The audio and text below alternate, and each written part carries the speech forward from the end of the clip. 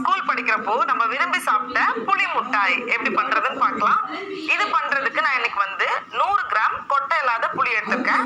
100 gram புளி இதை வந்து ஒரு பவுல்ல மாத்திட்டு கூடவே 1 கப் போல தண்ணி சேர்த்துட்டு இதை வந்து நம்ம ஒரு 1/2 மணி நேரம் போல ஊற வைக்கணும். இருக்கட்டும். இப்போ புளி நல்லா ஊறி இருக்கு.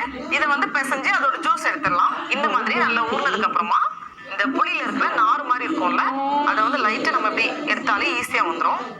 இந்த மாதிரி எடுக்கிறப்போ நமக்கு வந்து ஈஸியா எல்லாமே எடுக்க வந்துடும். இந்த மாதிரி எல்லாத்தையும் எடுத்து வச்சுக்கோங்க. மீதி இருக்கிறத ஒரு வாட்டி நல்லா கலந்ததுக்கு அப்புறமா மிக்ஸி ஜார்ல மாத்திடலாம். நல்லா அரைச்சி இந்த மாதிரி எடுத்து வச்சிருக்கேன். அடுத்தது நமக்கு வந்து வெல்லம் வேணும். நம்ம வந்து எவ்வளவு புளி எடுத்திருக்கோமோ அதே அளவுக்கு வெல்லம். 100 கிராம் புளிக்கு 100 கிராம் வெல்லம். நான் வந்து பவுடர் பண்ண வெல்லம் எடுத்திருக்கேன். அதை ஒரு பேன்ல சேர்த்துக்கோங்க. கூடவே ரொம்ப கொஞ்சமா தண்ணி, வெல்லம் கரையிறதுக்காக தான்.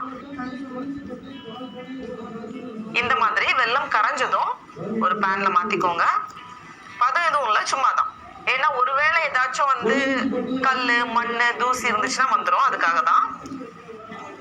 இது கூடவே நம்ம அரைச்சு வச்சிருக்கோம்ல புளி சேர்த்துட்டு இதை வந்து நம்ம நல்லா கலந்து விட்டுடலாம்.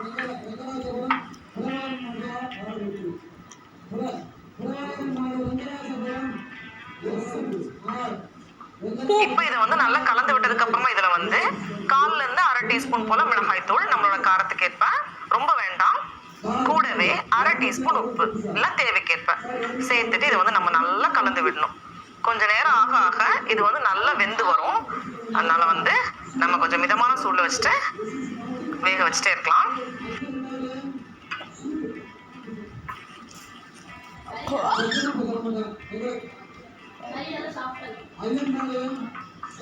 கொஞ்சம் டைம் ஆக ஆக நல்லா கெட்டியா வரும்.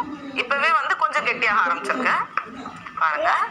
கொஞ்சம் அந்த அல்வா மாதிரி வந்திருக்கு. ஆனா இன்னும் கொஞ்சம் நேரம் கூட நம்ம வேக வைக்கணும். இப்ப பார்த்தோம் அப்படின்னா தண்ணி எதுவுமே இல்லாம ரொம்ப நல்லா கெட்டியா வந்திருக்கு. நமக்கு பார்த்தாலே தெரியும். இந்த ஸ்டேஜ்ல நம்ம ஸ்டவ் ஆஃப் பண்ணிட்டு ஆற வச்சிடலாம். ஆறுனதுக்கு அப்புறமா இன்னும் கொஞ்சம் இருக்கிற மாதிரி இருக்கும். அவ்வளவுதான், ரெடியா இருக்கு. இது ஆறுனதுக்கு அப்புறமா ஒரு குச்சியில வைக்கிறதுனால ஓகே, அப்படிலாம் நம்ம வந்து பிளாஸ்டிக் ராப்லயே சுத்தி வச்சுக்கலாம். ஆறட்டும். இப்போ ஆறுனதுக்கு அப்புறமா இதுல இருந்து கொஞ்சம் கொஞ்சமா எடுத்து நம்மளோட விருப்பத்துக்கு ஏற்ப சின்ன சின்ன பாலா பண்ணி வச்சாலும் ஓகே.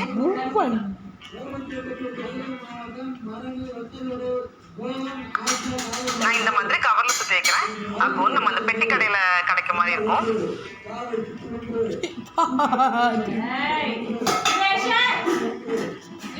அவ்வளவுதான். நம்மளோட புளி முட்டாய் ரொம்ப ரொம்ப சூப்பரா அழகா தயாராயிடுச்சு. நான் வந்து அப்படியே இந்த பேனை முடிக்க போறேன் இன்னைக்கு. அப்படியே அந்த பேன்ல ஒட்டிட்டு இருக்கிறது தான் ரொம்ப டேஸ்ட். ரொம்ப ரொம்ப சூப்பரா இருக்கு. நீங்களும் கண்டிப்பா இந்த ரெசிபியை வீட்டுல செஞ்சு பாருங்க. உங்களுக்கு இந்த வீடியோ பிடிச்சிருந்துச்சுன்னா மெட்ராஸ் சமையலுக்கு சப்ஸ்கிரைப் பண்ணுங்க. நான் சுவை எறும்புகள் மலரட்டும்.